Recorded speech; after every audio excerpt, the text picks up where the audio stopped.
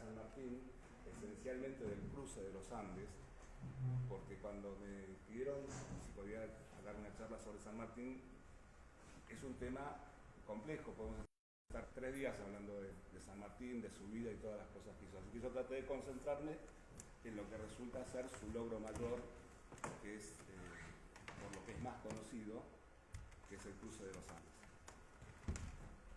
Pero bueno, vamos a empezar la charla con una vieja leyenda galesa que recoge Jorge Luis Borges en su libro Cuentos breves extraordinarios.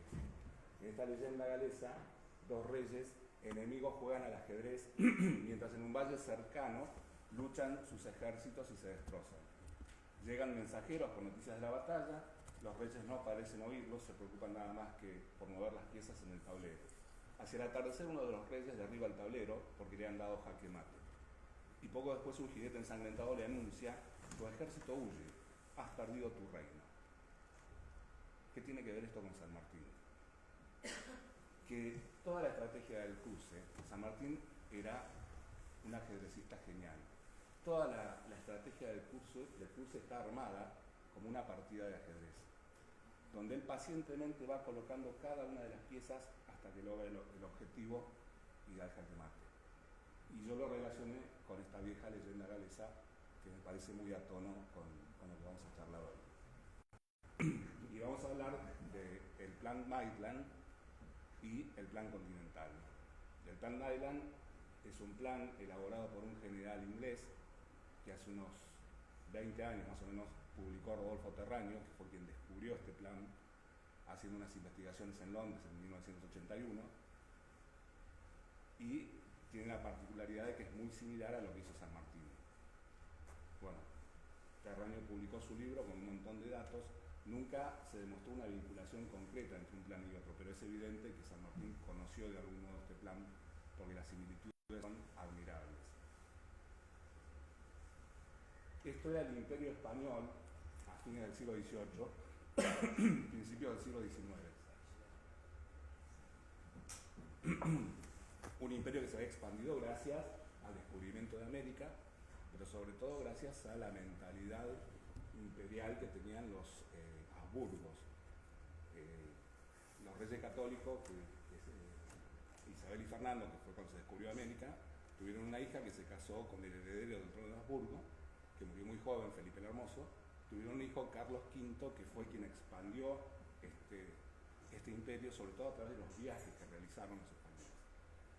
Hacia 1712 la dinastía Habsburgo se extingue por una serie de reyes enfermos que mueren muy jóvenes. Se produce una guerra de sucesión española, se llama de la sucesión española, al final de la cual los Borbones de Francia quedan como reyes de España, pero sin sucesión de un trono a otro. Es decir, hacen un tratado por el cual los Borbones de España no se conectan con los Borbones de Francia para evitar que se unan estas dos potencias. A partir de ahí, lentamente, el Imperio Español empieza una decadencia. Tiene un sistema muy grande para organizar. Los Borbones cambian la política de los Habsburgo, se vuelven más absolutistas, quitan muchos de los privilegios que tenían los pueblos y las regiones, y eso va generando una decadencia en España. Además tienen otras naciones como Francia, como Inglaterra, como Holanda, que realmente les envidian todos estos territorios. En ese contexto, los ingleses tienen varios planes, organizan varios planes para quedarse con las colonias españolas en América, sobre todo a partir de 1776, cuando ellos reciben un golpe durísimo porque pierden su joya, que eran las colonias norteamericanas. Se independizan las colonias norteamericanas, aparece Estados Unidos. España y Francia colaboran mucho con los patriotas norteamericanos para derrotar a los ingleses. Y entonces los ingleses buscan el modo de vengarse. Este señor es un personaje clave, John Cox Hipsley. Era un funcionario del gobierno inglés que cumplía relaciones en Roma en el Vaticano, no se llamaba Vaticano en ese momento, y estaba vinculado a la Compañía de las Indias Orientales. Y tenía por misión secreta recabar datos, espiar, y entre esas cosas que él buscaba y espiaba, se encuentra con que en Roma había un gran grupo de sacerdotes jesuitas que habían sido expulsados de América en 1767 por el rey Carlos III. Estos jesuitas tenían un gran rencor contra el rey de España porque perdieron todas sus misiones, su territorio y todo el trabajo que habían hecho. Entonces le informan a Hipsley datos geográficos, datos de clima, de caminos, de recursos naturales, en la zona del Virreinato del Río de la Plata y específicamente de Mendoza, porque había 3 sacerdotes jesuitas que eran de Mendoza, eran mendocinos, estaban en Roma. Hipsley le traslada, Hipsley era parte del gobierno de William Pitt, el joven, una especie de Churchill de esa época, un ministro que fue muy famoso y tuvo muchos años en poder, y quien le pide que recabe todos esos datos es Henry Dundas, secretario de guerra de William Pitt. Dundas recibe todos estos datos de Hipsley, los valora, se da cuenta que son importantes y se los hace trasladar a un general británico de origen escocés para que le elabore un plan de conquista de las colonias hispanoamericanas. Este es el general Thomas Maitland. Maitland recibe todos estos informes, se toma un tiempo, unos meses, elabora un primer plan para conquistar Buenos Aires, se lo presenta a Dundas, Dundas le dice no, necesito más, necesito que desarrolle un plan integral como para de un solo golpe tomar las colonias americanas de España. Entonces, Maitland reelabora su plan y descubre algo que los demás que habían elaborado algunos planes, porque había varios planes de estos para tomar las colonias americanas, no habían tenido en cuenta y Maitland da en la clave, hace el verdadero análisis de lo que había que hacer. Estas son las colonias americanas de España. En los diferentes planes se había pensado tomar México, desde Jamaica. También se había pensado atacar Caracas. Ya de hecho en 1740 la flota inglesa había atacado Cartagena de Indias y habían sido derrotados por el almirante Blas de Lezo, que fue una derrota humillante para los ingleses. Y tenían pensado atacar Buenos Aires. Maitland, en su plan, explica que todas estas posibilidades no van a pasar más de una aventura que se puede obtener una victoria o no, pero que no van a tener un fruto permanente. Que si realmente Inglaterra quiere quitarle estas colonias a España, tienen que atacar la costa del Pacífico, particularmente Lima, que es el centro del poder. Esta zona del Pacífico constituye la columna vertebral del poder español en América. Y ese es el gran logro de Maitland, darse cuenta de que por el Atlántico nunca van a lograr llegar al poder económico de las colonias españolas. Ahí está el oro del Perú, el oro que se sacaba del Alto Perú, del que hoy es Bolivia.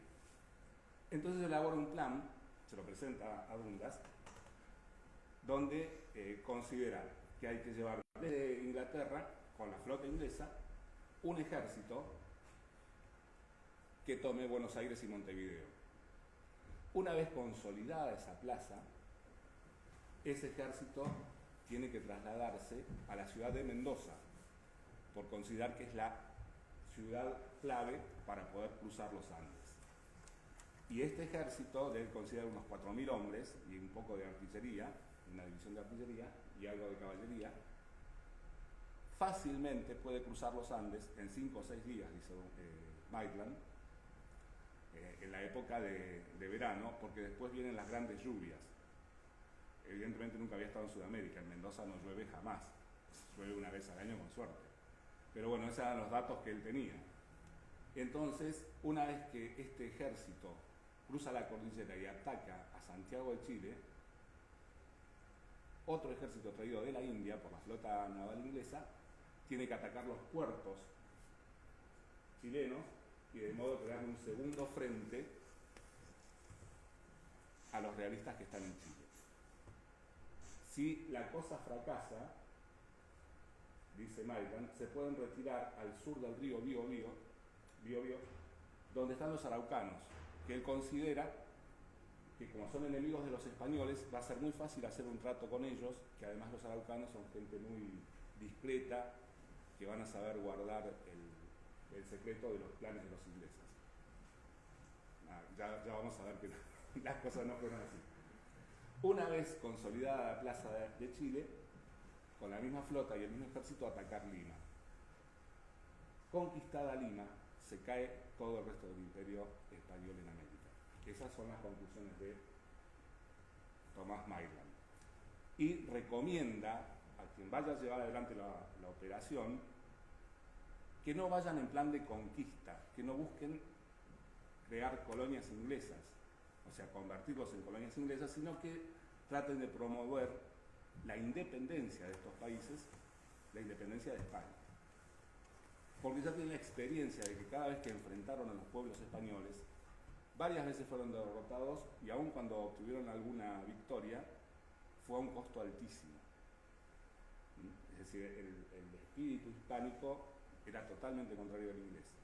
Entonces, él propone promover la independencia, sugerir a estos pueblos que se promuevan la independencia, no tener acciones de saqueo, de robo de propiedades ni nada. Es preferible, dice, porque generalmente lo que ocurría es que se robaban todo, el oro principalmente. Entonces, él propone no hacer ese tipo de acciones para ganarse el favor de los naturales. Y entonces, eso, dice Maitland, va a consolidar la posición inglesa en América y le va a abrir los mercados, que era lo que más le preocupaba. En 1800, que es cuando ocurre todo esto, Inglaterra está en pleno desarrollo de su revolución industrial. Saben, la máquina de vapor se descubrió en 1740 más o menos, y entonces ellos producen una gran revolución industrial, sobre todo en el ámbito textil. Lo que más le preocupaba al gobierno inglés era obtener recursos naturales baratos y mercados donde colocar esa mercadería, porque naturalmente una persona que en América trabajaba un telar para hacer un poncho, capaz que tardaba una semana, 10 días. Las fábricas inglesas se hacían en media hora, en 20 minutos, entonces había una producción, un exceso de producción que había que colocar en algún lado. Entonces la mayor preocupación de Maitland es, al lograr con esta operación derrotar a los ingleses, es lograr la independencia de estos países y abrirlos al libre mercado. Ustedes saben, el sistema español tenía un monopolio pesadísimo. Las mercaderías salían de España, llegaban a Cuba, de Cuba pasaban por Cartagena de Indias a Quito o a Perú, y de Lima, Perú, bajaban hasta Buenos Aires. Cuando llegaban a Buenos Aires ya habían pasado 5 años más o menos del traslado de mercaderías. Imagínense el costo de flete que tiene una mercadería. Lo que valía $1 en España terminaba valiendo 100 en Buenos Aires. Por eso se favorecía el contrabando. Y por eso los porteños en esta zona se sentían tan denigrados con ese tipo de monopolio. Pues bien, una vez presentado este plan, al poquito tiempo cae el gobierno de William Pitt. Por un enfrentamiento con el rey, un tema que había en Irlanda. William Pitt quiere dar una serie de liberalidades a los irlandeses, el rey inglés se pone como loco y le exige la renuncia, y junto con Pitt se va a Dundas. Y el plan Maitland va a parar un cajón. Se queda ahí. Pero esto es lo que propuso Maitland. Ganar el control de Buenos Aires. San Martín ganó el control de Buenos Aires, si bien cuando llegó acá ya estaba producida la Revolución de Mayo, sí formó una logia política, la logia Lautaro, para tener el control de decisiones de gobierno y poder llevar adelante su plan. Tomar posiciones en Mendoza. San Martín tomó posiciones en Mendoza, fue el gobernador intendente de Cuyo. Coordinar acciones con un ejército de Chile. Bueno, coordinó acciones con un ejército de Chile más o menos, porque una parte del ejército chileno pasó la cordillera, pero fundamentalmente armó un ejército nuevo. Cruzó los Andes, derrotar a los españoles y controlar Chile, lo hizo exactamente, derrotó a los españoles y controló Chile, luego continuar por mar, y San Martín continuó por mar hasta emancipar el Perú, hasta llegar a Lima y emancipar el Perú. Es decir, estas son las similitudes del Plan Maitland con lo que se llama el Plan Continental de José de San Martín. Después vamos a ver que hay unas cuantas diferencias. Pero bueno, hacia 1805,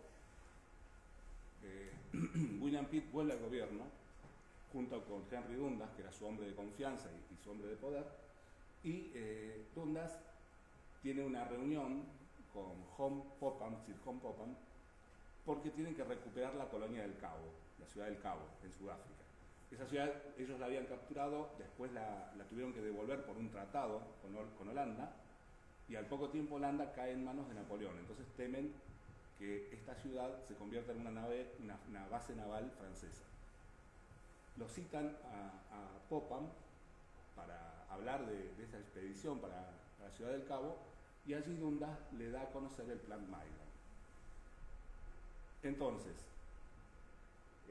John Popham hace toda la travesía por el Atlántico, hace una escala en Bahía, en Brasil, y se dirige a Ciudad del Cabo.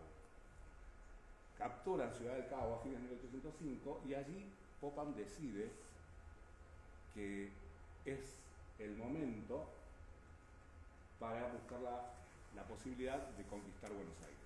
Lo hace sin la autorización del gobierno inglés, pero con un guiño cómplice. Esto quiere decir que si le iba bien, lo iban a aplaudir, y si le iba mal, toda la culpa iba a ser de él. Es decir, se desligaban de la cuestión política en caso de una derrota. Popham lleva 1.600 hombres de Ciudad del Cabo, hacen una escala en la isla de Santa Elena, que es donde después va a quedar preso Napoleón, después de 1815 en Waterloo, y desembarcan en Montevideo y en Buenos Aires. Y toman Buenos Aires casi sin pelear. Buenos Aires estaba sorprendida, no tenía ningún tipo de defensa. El virrey Sobremonte huye, le capturan el tesoro real en la villa de Luján, que lo van a Inglaterra, y el general acá toma Buenos Aires, este es Sir John Popham, y el general que lo acompaña, que es el que toma Buenos Aires, es nuestro conocido William Carr Beresford. Ahora bien, Beresford hace aparentemente lo que es el principio del Plan Maitland, pero comete dos errores, o se pasa de la raya en dos temas. Primero, se roban el tesoro. Maitland había dicho, no ofendamos a los españoles. Y segundo, le exige a todos los funcionarios españoles y a todos la jerarquía eclesiástica que juren fidelidad al rey de Inglaterra. Muchos no se resisten, fueron un montón a jurarle fidelidad al rey de Inglaterra, pero hubo otros que no, como Santiago de Liniers, como Martín de Álzaga, como Manuel Belgrano, que era el secretario del Consulado de Comercio, y se va de Buenos Aires para no jurarle fidelidad al rey de Inglaterra. Y claro, esta provocación genera reacción. Un par de meses después, viniendo de la colonia del Sacramento, Liniers con un ejército y con el apoyo de Martín de Álzaga y de Juan Martín de Pueyrredón, terminan derrotando a Beresford y recuperando Buenos Aires. Los ingleses insisten, al año siguiente, van a John Whitelock con 10.000 hombres, no ya con 1.600, para asegurarse tomar Buenos Aires. Y ahí se encuentran con una resistencia brutal. Esas son las famosas escenas de que tiran aceite desde las terrazas. Es decir, todo el pueblo de Buenos Aires, no solo el ejército, todo el pueblo de Buenos Aires sale a combatirlos.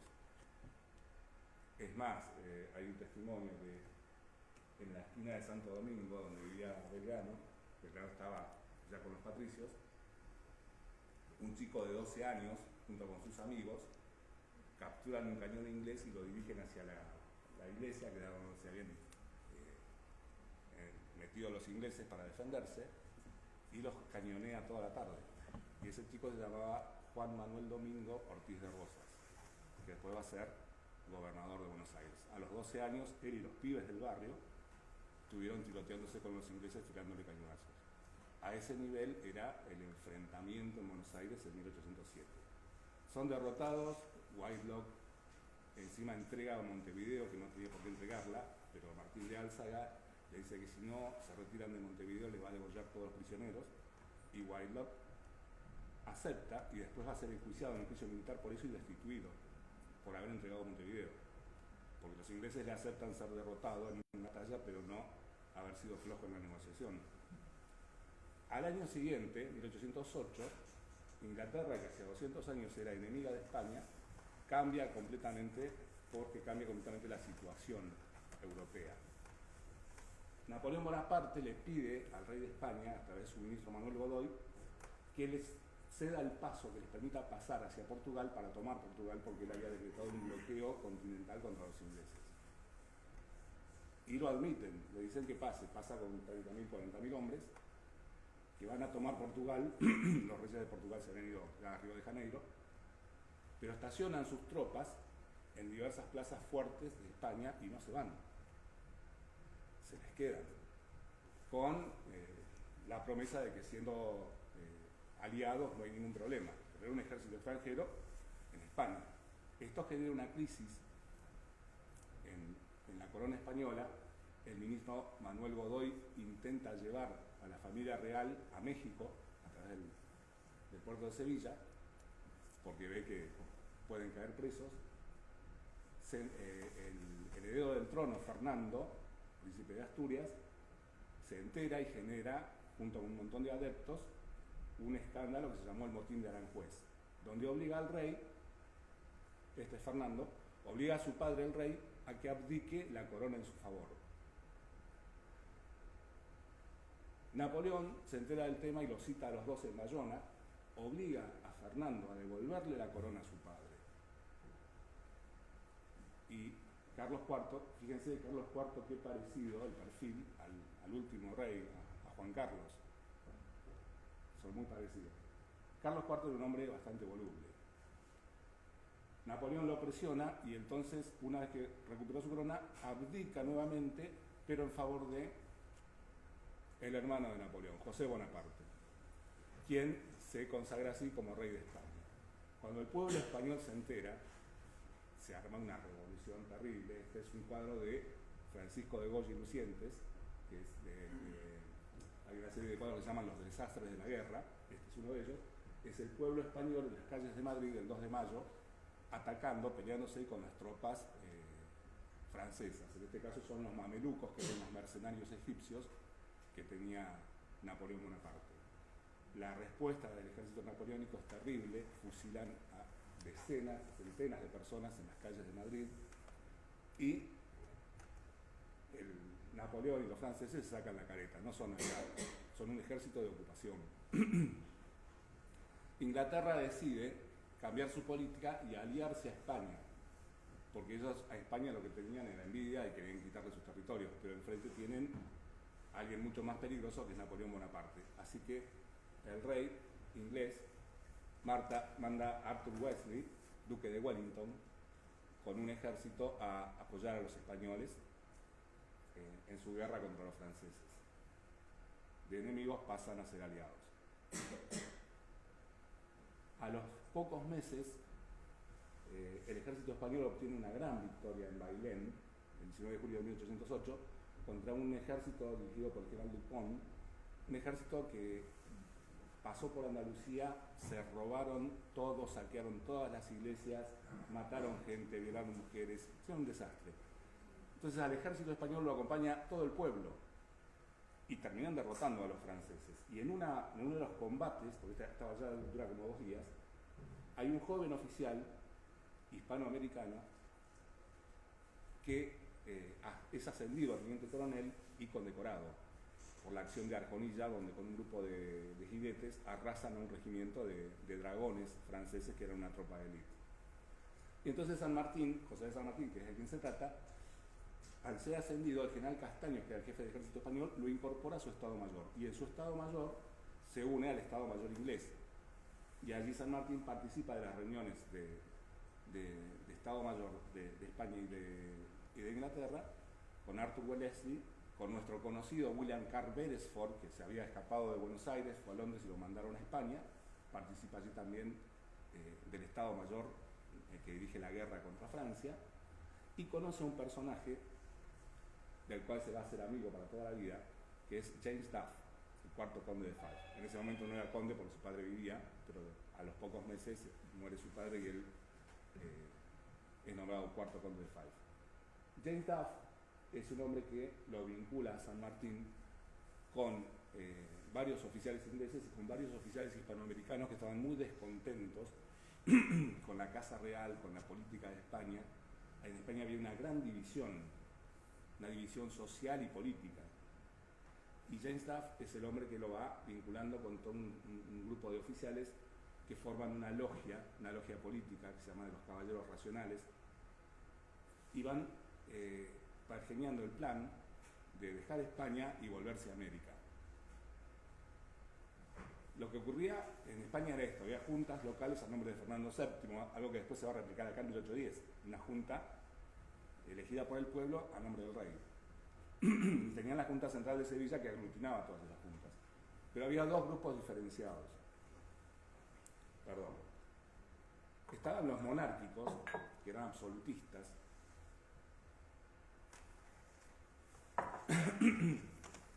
y que pedían y pretendían la vuelta del rey de Fernando y que nada cambie, que sigan sus privilegios, que sigan sus divisiones de castas. Y estaban los liberales, que pretendían una monarquía constitucional, es decir, que vuelva el rey, que sea el jefe de Estado, pero con poderes limitados por una constitución, y que el pueblo elija un gobierno, un poco lo que es hoy en España. Eso es lo que se estaba pidiendo, y con un montón de libertades, baja de impuestos, que los nobles paguen igual que los demás, es decir, un cambio social importante. De hecho, en 1812 se va a dictar la Constitución de Cádiz, la Constitución liberal, que Fernando VII, desde su prisión de Francia, que la prisión era un palacio de cristal, lo atendían como un rey, pero él desde allí dice que va a apoyar esa Constitución para que los liberales sigan peleando porque él vuelva al poder. Esa Constitución consagraba todo lo que los liberales querían, pero dura muy poquito y no goza del apoyo de los absolutistas. San Martín se encontraba justamente en este grupo, los liberales que querían una monarquía constitucional. Pero la realidad es que a ese momento, 1810-1811, España estaba perdida, estaba en manos de los franceses. La dirigencia española, alguna se había aliado a José Bonaparte, traicionando a su país, y los absolutistas que se oponían a Bonaparte no congeniaban con los liberales, es decir, estaban buscando que nada cambie, que vuelva el rey y que todo siga como antes. Entonces San Martín y varios jóvenes oficiales deciden irse a América para luchar, para defender esos territorios y para establecer allí las ideas políticas que en España eran imposibles.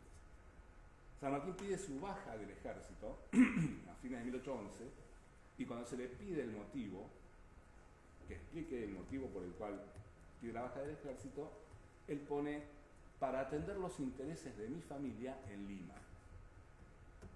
Jamás ni él, ni sus hermanos, ni su tío, ni sus abuelos habían estado ni cerca de Lima. Es un mensaje críptico. Él le dice a los españoles: mi destino final es Lima. Me voy de acá para ir a Lima. Naturalmente que no se lo podía decir de frente porque hubiera durado poquito. De ahí, James Duff, el cuarto conde de Fife, a San Martín y a varios oficiales les consigue un salvoconducto para que salgan de España y vayan a Londres. Y ahí en Londres tienen una reunión con un grupo de americanos, en lo que se llamaba la Gran Reunión Americana, que era dirigida por Francisco Miranda. Miranda era un masón y logista, y él reunía a todos los que buscaban la independencia de las colonias americanas. Allí es muy probable que San Martín haya terminado de conocer este plan Maitland o de elaborarlo, porque estuvo en contacto con muchos de estos oficiales que tenían planeado de algún modo, o que habían participado de los planes de tomar las colonias españolas. Pero él viene con otra idea, porque le ofrecen ser masón. Ha habido historiadores que han dicho que San Martín era un agente inglés, que San Martín era un espía. Nada de eso es real. Él podría haberlo sido si quería, y lo hubieran recibido con los brazos abiertos. Pero no era masón, no se afilia a la masonería inglesa justamente para mantener la distancia y la libertad necesaria, y sí se ocupa de la parte política. La logia era necesaria en ese momento. El absolutismo era un gobierno casi totalitario, tenía espías por todos lados y las represiones que había eran a la cárcel o al paredón. Entonces la logia permitía el secreto, permitía aunar hombres en los que se podía confiar para tomar las acciones revolucionarias que tenían que tomar. De otra forma, no duraban nada, caían presos inmediatamente. Esa es la cercanía que hay de San Martín con la masonería, que la masonería estaba extendida en toda Europa y también en América. Bueno, llegan a Buenos Aires en el 9 de marzo y lo primero que le encargan es armar el regimiento de granaderos a caballo. San Martín tiene su bautismo de fuego en San Lorenzo. En San Lorenzo le ocurre algo similar a lo que le ocurrió en Arconilla, le matan el caballo, él queda atrapado, y un soldado, en Arconilla fue un soldado que se llamaba Juan de Dios, aquí el soldado Juan Bautista Cabral, le salvan la vida, porque San Martín era un tipo que iba al frente de su tropa, no se quedaba en la retaguardia viendo cómo peleaban sus soldados. De allí se va les cuento todo esto brevemente para llegar al tema de Mendoza.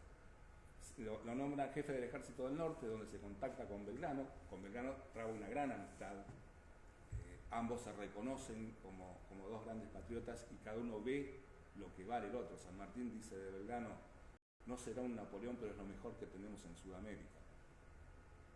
Porque ve más allá de que no tenía las cualidades militares de San Martín, ve la fuerza patriótica, la inteligencia. Belgrano era un genio, era un hombre de una cultura y de una capacidad enorme. No se había forjado como militar, pero realmente lo valía. Y esta amistad dura permanentemente. Y de allí, cuando él concluye que por el norte no se va a llegar a Lima, consigue que Gervasio Posadas, que era el director supremo, lo nombre gobernador intendente de Cuyo. Cuyo en ese momento era Mendoza, San Juan y San Luis. Eso era la provincia cuyana. Y a partir de allí sí empieza a trabajar para organizar el ejército de los Andes. Yo les había comentado, Maitland decía: mandamos un ejército desde Inglaterra, mandamos otro ejército desde la India con la flota. Bueno, San Martín cuando llega a Mendoza lo que tiene es su uniforme, su sable y el caballo. Al ejército había que hacerlo, no había que construir todo. Y eso, él se pone a construir un ejército, ordena la provincia, toma un montón de previsiones sobre cultivos, sobre ganado, porque necesita que la provincia produzca. ¿De dónde va a surgir económicamente las posibilidades de generar un ejército de 4.000 o 5.000 hombres? Así que a partir de allí, la actividad de San Martín como gobernador intendente es admirable.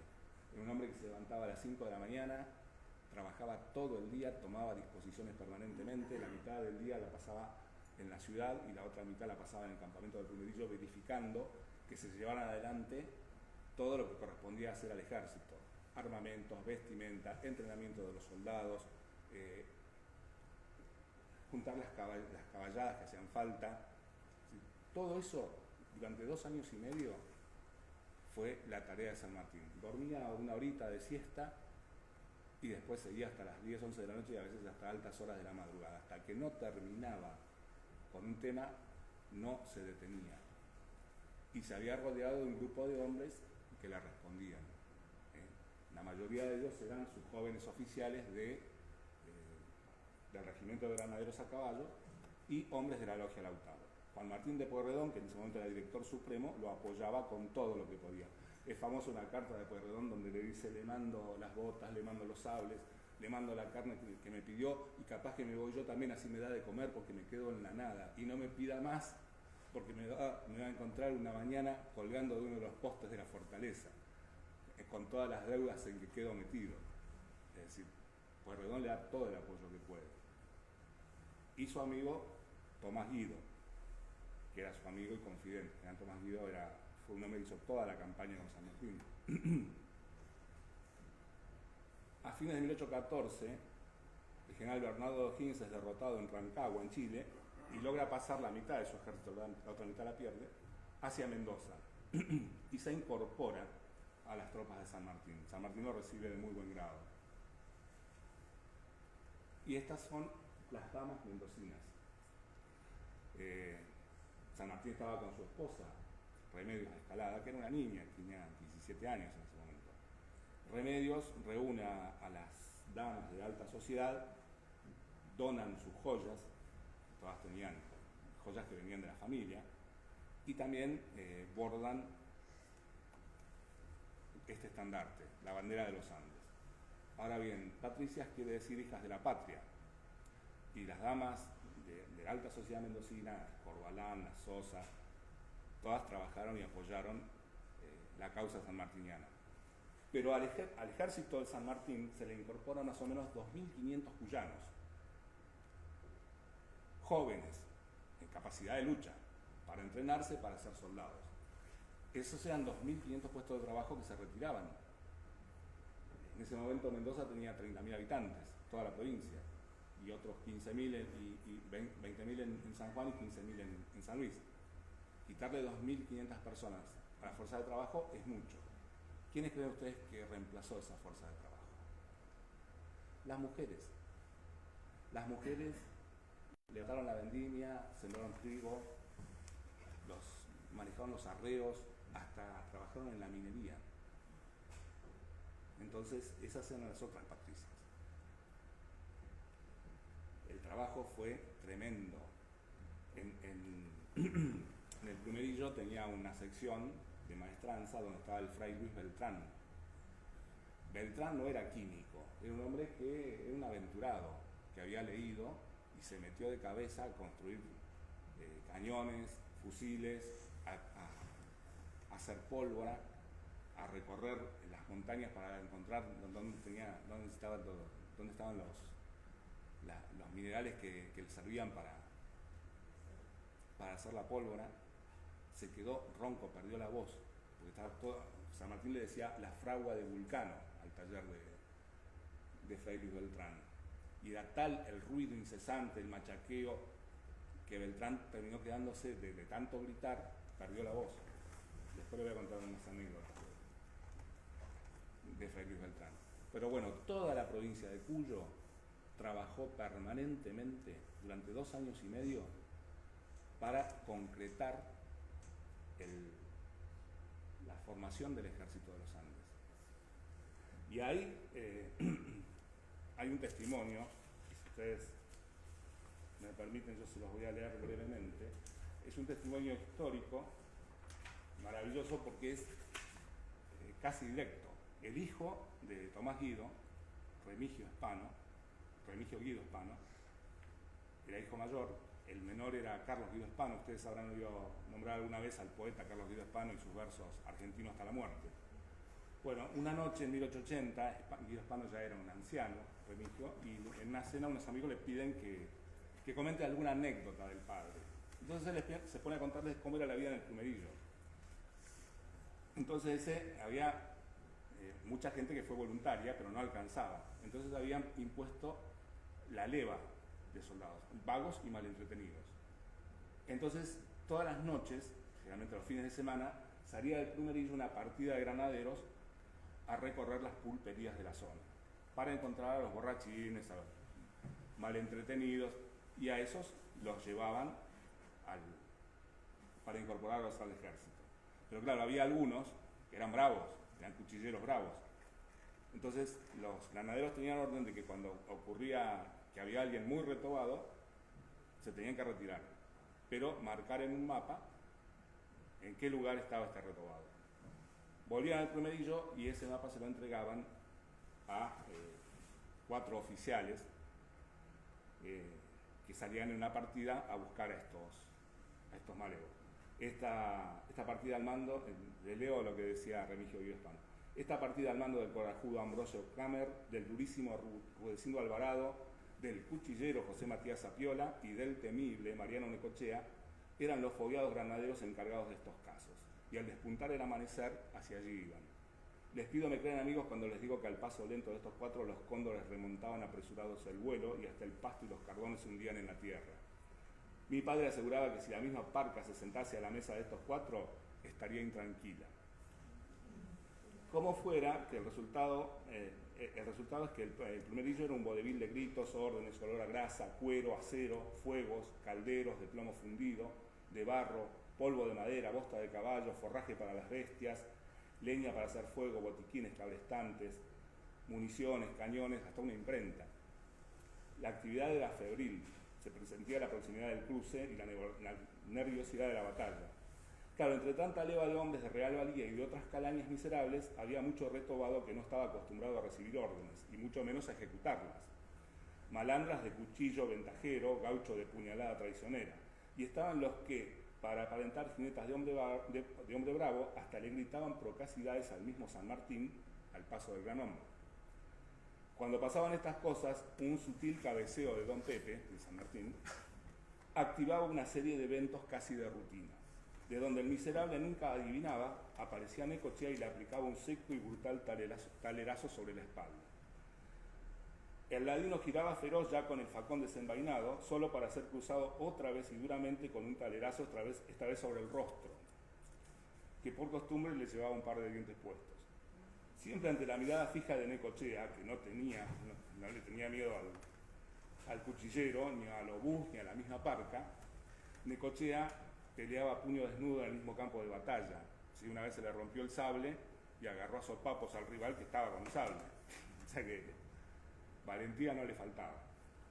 Bueno, una vez que Necochea lo dejaba, lo mandaban con el tucumano Juan Manuel Cabot, que a punta de tacuar y durante 3 días completos sin dormir le enseñaba a fuerza de marchar a paso redoblado, oblicuo, lateral, métrico, ligero, todas las artes de la marcha militar. Errarle a un paso, un día de arresto. 2 días de arresto para el segundo, a partir de los 10 hierros se computaba día de arresto con noche de estaqueada. O sea, era bravo. Por supuesto, cada error iba acompañado de un siseante tacuarazo en el muslo o la pantorrilla desnudos que dolían como una yarará y media. Decía mi padre que era un espectáculo ver al teniente coronel Cabot sudado y vociferando órdenes en cuero y marchando él mismo, emparejando al pobre cristiano día y noche, inclusive durante las heladas madrugadas. Exhausto el hombre, el entrenamiento no terminaba allí la instrucción forzada. Lo agarraba Eusebio Brizuela, jefe de maestranza, provisión y ranchada, que lo ponía a pelar unos 100 kilos entre papas y zanahorias. Al fin lo que quedaba del pobre hombre lo recauchutaba Fray Luis Beltrán, que durante toda una noche lo adoctrinaba en los misterios de Dios y la Virgen.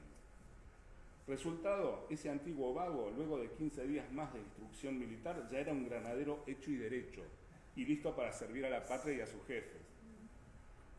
Antes de Chacabuco, el mismo San Martín había mandado una avanzada sobre territorio chileno para que lo informaran sobre la posición de las fuerzas realistas.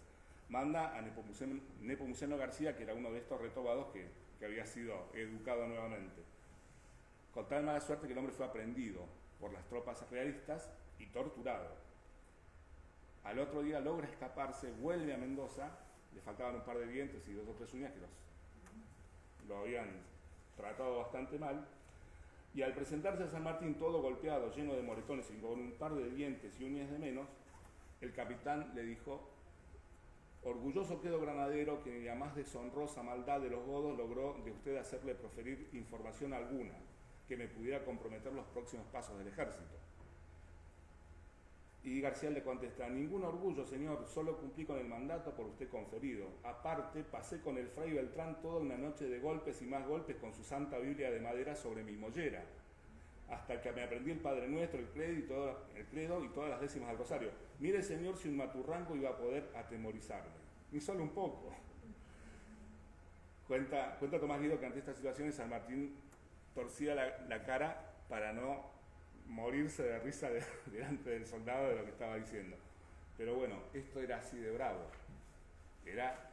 Había que formar hombres dispuestos a asumir el tremendo desafío de cruzar los Andes y derrotar a un ejército realista que no eran novatos, estaban muy bien preparados y con muy buenos generales además.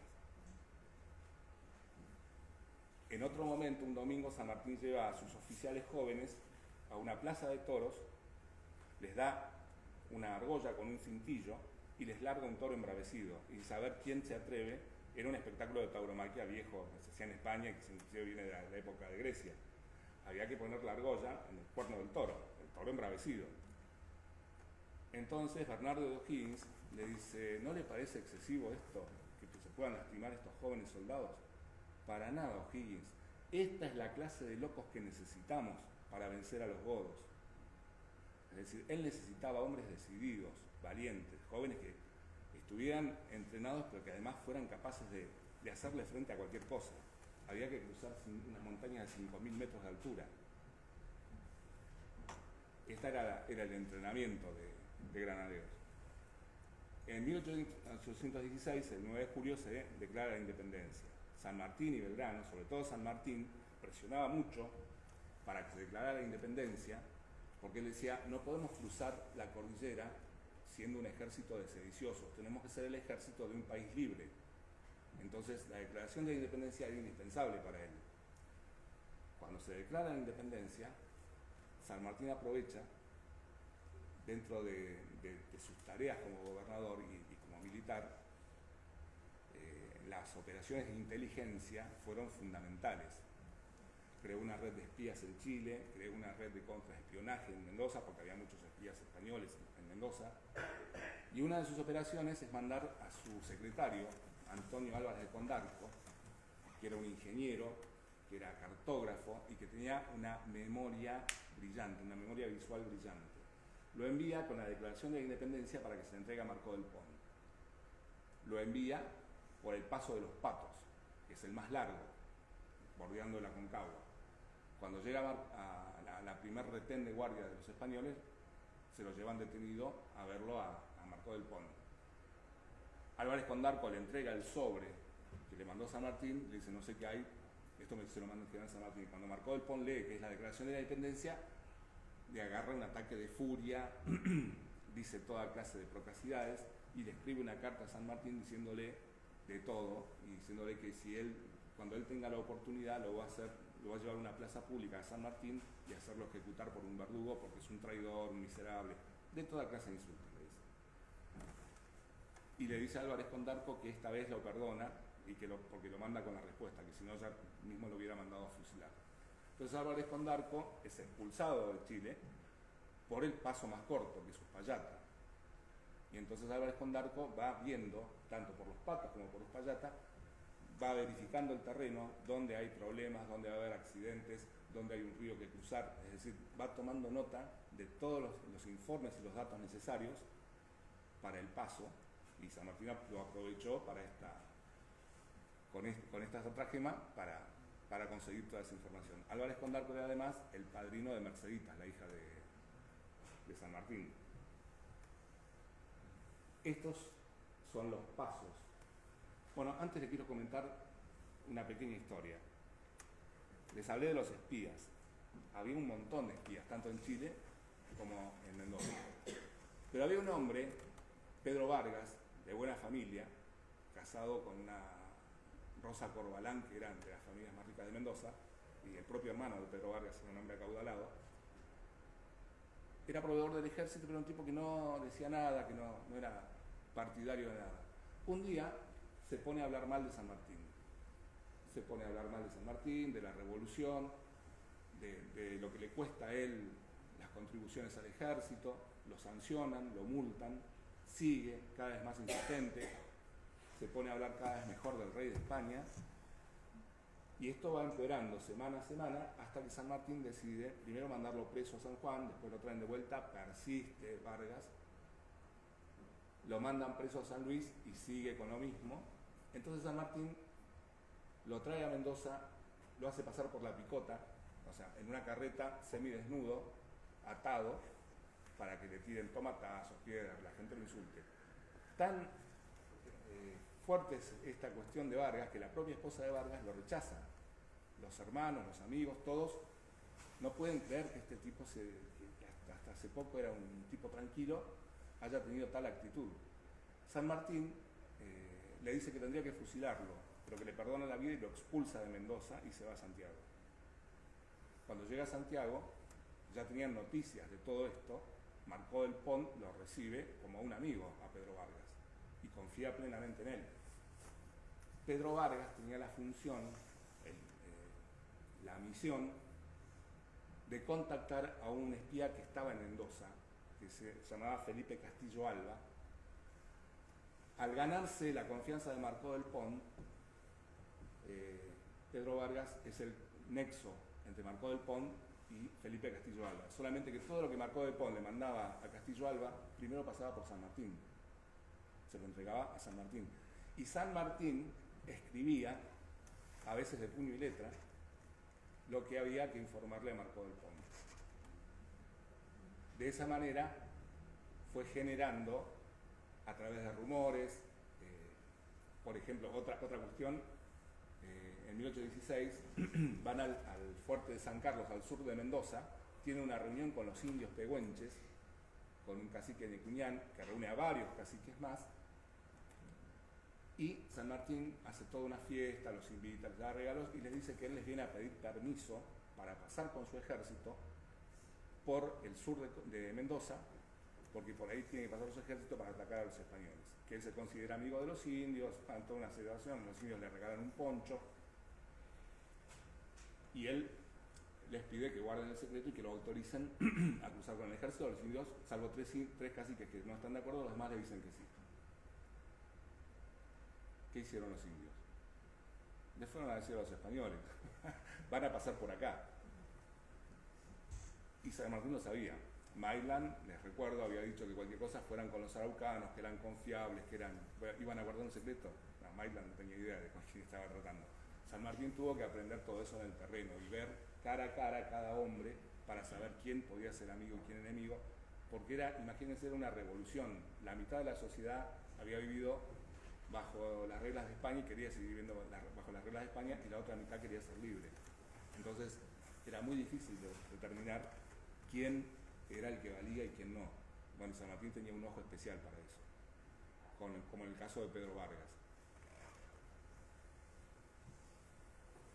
Estos son los pasos cordilleranos.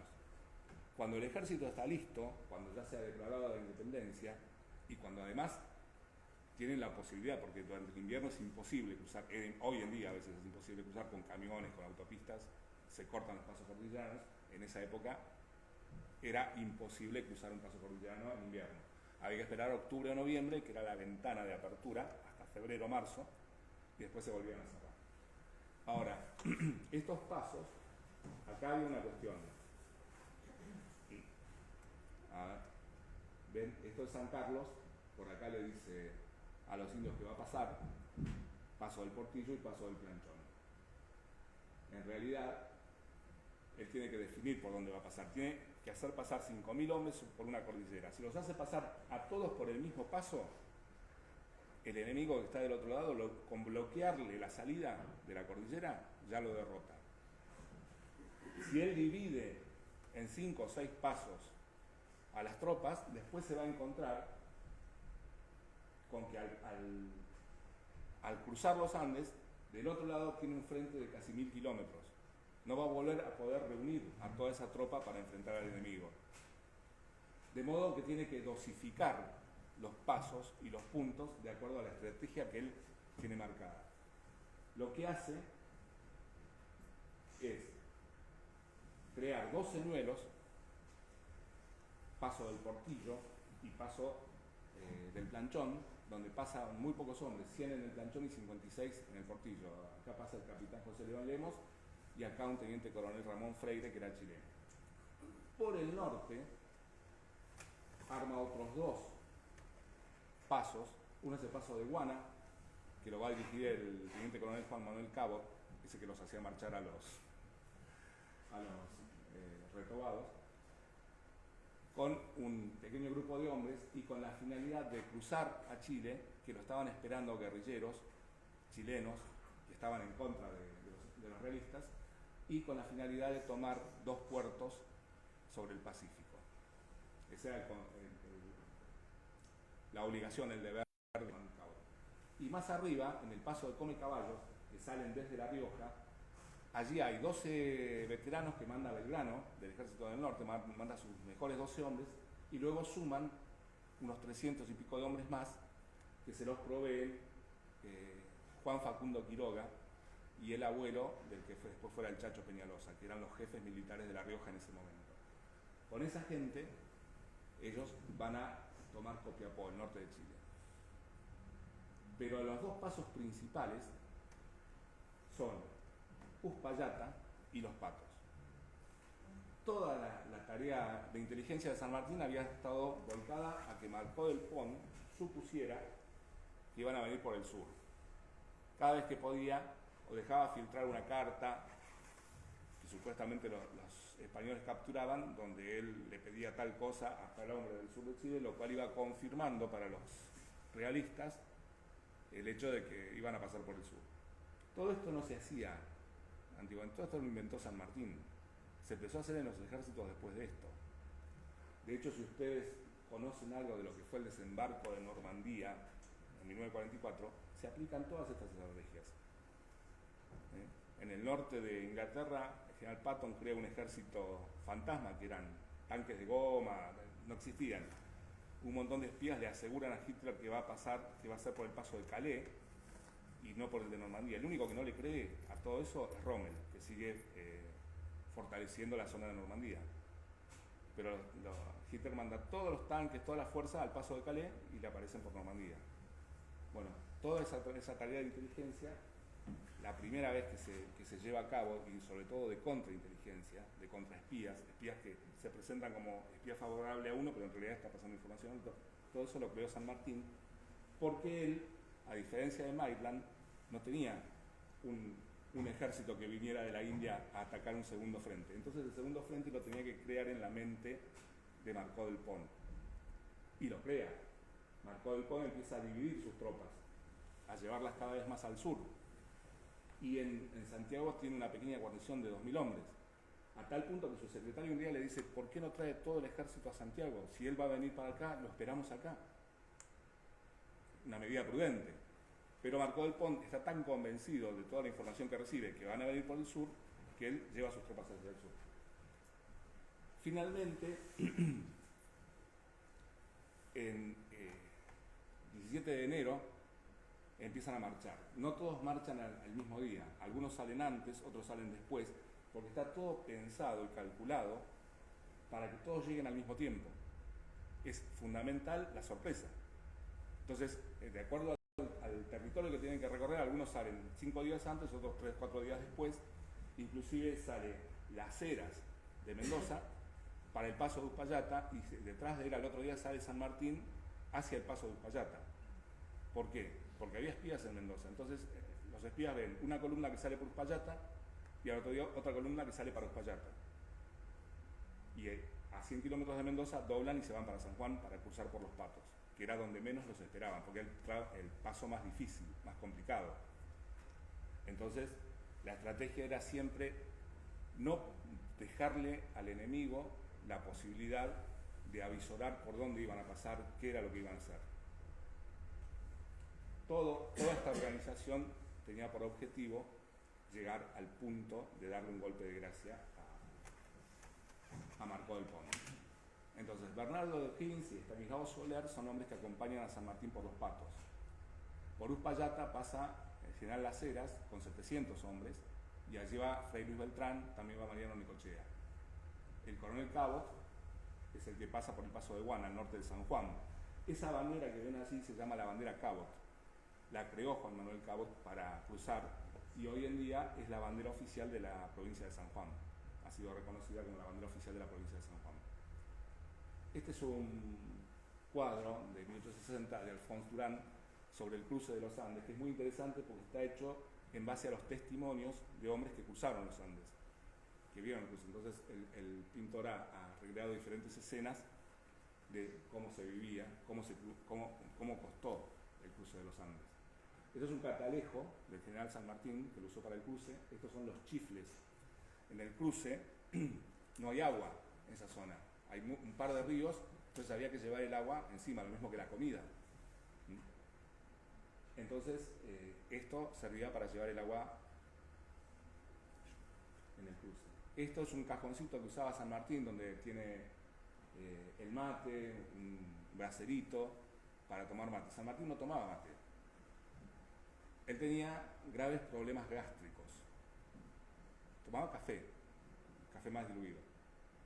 Pero ¿qué pasaba? San Martín era un general español, un hombre que hablaba con acento andaluz. Viene a Mendoza, trata con estos gauchos y él tiene que generar una empatía. Un general no puede ser amigo del soldado, pero sí tiene que representar algo en lo cual el soldado se identifique. Entonces tomaban café en el mate, para que los soldados, cuando lo vieran, dicen, este gaucho como nosotros, toma mate. Si la mayoría de los soldados eran analfabetos. Entonces la información les llegaba al cerebro por la vista, por la imagen y la prestancia del jefe. Esa era una de las cosas, aparte de ser un tipo tremendamente austero, tenía un solo uniforme todo remendado, un par de botas que cada tanto los llevaba al zapatero para que le pusiera media suela. Es decir, no era un hombre, era un hombre que en el campamento del Primerillo él comía muy poco, muy rápido y seguía trabajando y cada tanto pasaba por el rancho de tropas para ver que la comida que se daba al soldado fuera de buena calidad. Es decir, cuidaba a sus hombres. Y eso iba generando en los soldados el sentido de pertenencia, de que con ese jefe se podía ir a combatir o a lo que fuera. Bueno, estas son las cosas que llevaba San Martín en el cruce. Ustedes ven ahí en este cuadro, hay un soldado con una trompeta. Ese soldado era Miguel Chepollá, un indio guaraní, que había venido en 1812 con una partida de guaraníes junto con Cabral a formar el regimiento de granaderos a caballo. Chepollá era el trompa de órdenes de San Martín. En la batalla era el trompeta que tocaba de acuerdo a lo que ordenaba el jefe, si retirada, ataque o lo que fuera. Hizo toda la campaña con San Martín hasta el Perú y en 1826 volvió a Buenos Aires con el coronel Barcala. Y en 1820, ahí Rivadavia los desafecta, desarma el regimiento de granaderos a caballo, pero al año siguiente varios de estos granaderos se incorporan al ejército porque está la guerra del Brasil y van a pelear contra los brasileros en la batalla de Ituzaingó. Allí muere Miguel Chepollá, combatiendo bajo las órdenes de Juan Galo de la Valle, este granadero que hizo toda la campaña con San Martín y que era un indio guaraní, que por eso los había pedido especialmente San Martín, porque eran sus hermanos de Yapeyú. Estos son los dos principales pasos. Tardan 21 días en cruzar, no los 5 días que decía Maitland. No era tan sencillo. Y era un problema porque el paso era de a un hombre, de a uno en fondo, en muchos lugares. Entonces había tramos en que en el paso de los Patos, desde la vanguardia hasta la retaguardia había 40 kilómetros de diferencia. Llevan 10.000 mulas y 1.600 caballos. La mula es esencial en la montaña porque tiene pie de montaña. El caballo no sabe moverse en la montaña, pero la mula sabe dónde pisar para no desbarrancarse. Aún así pierden casi 5.000 mulas. ¿Por qué? Porque iban cargadas y había que ajustarles cada tanto la carga, porque si no se desbalanceaban y en los tramos que eran prácticamente precipicios, muchas mulas se desbarrancaban. Y también pierde 300 hombres en el cruce. Pierde más hombres en el cruce que en la batalla de Chacabuco y después en Maipú, porque el desafío era enorme, era peligrosísimo, pero era el lugar por el que había que ir, porque era el que podía garantizar el éxito. Entonces había que afrontar ese desafío. Algunos hombres mueren despeñados, otros mueren enfermos por el tema del apunamiento. No todos estaban preparados y en esa época la gente no iba al hospital todos los días, de hecho no iba nunca al médico. Así que muchas personas se vieron afectadas por el tema del apunamiento. Finalmente, el 8 de febrero, desembocan en San Felipe y en Santa Rosa, tanto las tropas del general Las Heras, que eran 700 hombres y que traía la artillería del rey Luis Beltrán, que también ha sido épico el cruce de los Andes de todos esos cañones, porque hubo tramos donde tenían que subir 1.000 metros a 4.000 metros de altura, subir 1.000 metros más cargando los cañones. Todo eso trabajo del Fray Miguel Beltrán. El 8 de febrero se encuentran San Martín con Las Heras en San Felipe y se reúnen con el resto de tropas que se estaban acercando en un lugar que se llama Curibón, que está allí nomás de Chacabuco. Y San Martín ya tiene la información por gente de avanzada, que los españoles tienen casi 2.000 hombres en la hacienda de Chacabuco. Entonces decide avanzar rápidamente para dar la batalla inmediatamente. ¿Por qué tanto apuro si tenía sus hombres que apenas habían descansado después de semejante trayecto en la cordillera? Porque toda su estrategia había estado basada en dividir a la tropa de Marcó del Pont. Entonces, una vez que tenía al enemigo enfrente, tenía que atacar rápido, porque cada momento que pasaba, cada día que pasaba, le iba a sumar más tropas que estaban volviendo del sur, a donde las había mandado Marcó del Pont. Así que el 11 de febrero a la noche llama una junta de Estado Mayor y decide que en ese mismo momento el coronel Soler, con la mitad de las tropas, salga por esta zona, que es un camino lateral, acá son todos cerros. Entonces, saliendo por este sector, va a estar a cubierto, no lo van a ver los españoles y va a poder tomarlos por la retaguardia. Y al otro día a la mañana manda a Bernardo de O'Higgins a atacar de frente a las tropas españolas que dirige el general Maroto, y le dice a O'Higgins que no se comprometa en la lucha, que haga un ataque y se retire, haga otro ataque y se retire, que no se comprometa a fondo en la lucha hasta que Soler no dé la vuelta y los tome por la espalda. Ahora bien, ya sea que era muy impetuoso o que no entendió las órdenes, dicen que Kramer lo asesoró de que atacaran, O'Higgins empieza a atacar y lo empiezan a envolver los españoles y se pone en peligro la posibilidad de ganar la batalla. Entonces San Martín carga al frente de sus granaderos, de sus tropas de caballería, para romper el cerco de los españoles, mientras lo ha mandado a Álvarez con Darco a decirle que fuera en busca de Soler y que en el punto en que lo encuentre atraviesen los cerros y ataquen de flanco. De esa manera logran envolver al ejército realista y derrotarlo. La batalla empieza a las 10 de la mañana y para las 2, 3 de la tarde está todo definido. Y brillantemente definido, porque los realistas pierden 400 hombres, tienen como 600 prisioneros, las tropas del ejército de los Andes pierden 12 hombres muertos y otros 80 heridos. Y sobre todo se quedan dueños del terreno. Y dueños del terreno a 70 kilómetros de Santiago de Chile. Esta vieja leyenda de que yo les había contado al principio es lo que le pasa a Marcó del Pont. Le dan el jaque mate, tiene al enemigo a las puertas y no sabe por qué ni cómo. San Martín le apareció bajando de la cordillera, ahí nomás, de Santiago. Derrotó al único ejército que tenía por delante y Marcó del Pont tiene que huir porque ha perdido su reino. Es el momento más brillante de San Martín como militar. Sin embargo, a la otra noche, él ingresa a Santiago de Chile de noche, solo, porque no quiere ningún tipo de festejo, ni felicitaciones, ni nada. Y al otro día le traen preso a Marcó del Pont, que estaba intentando llegar a al puerto creo que de Valparaíso, y lo captura una partida de granaderos.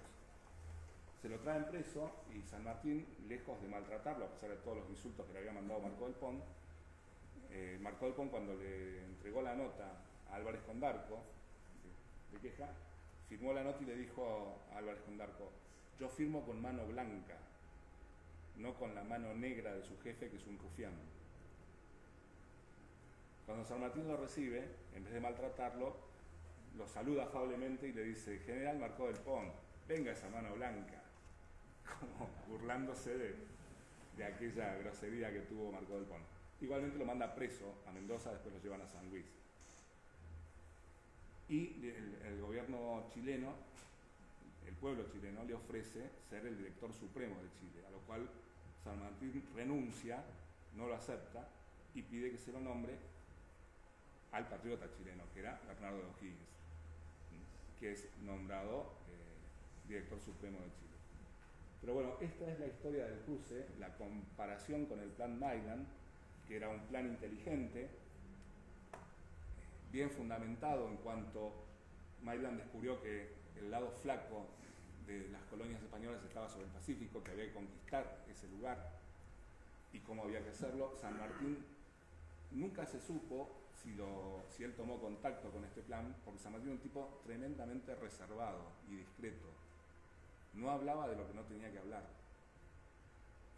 Pero evidentemente las similitudes, el hecho de elegir Mendoza, hacen suponer que conoció en Londres este plan, pero el que vino y lo aplicó fue él, el que creó el ejército fue él, el que entrenó a sus soldados fue él, el que armó toda esta estrategia genial de espías para confundir al enemigo y caerle ahí a la puerta de la casa, fue él.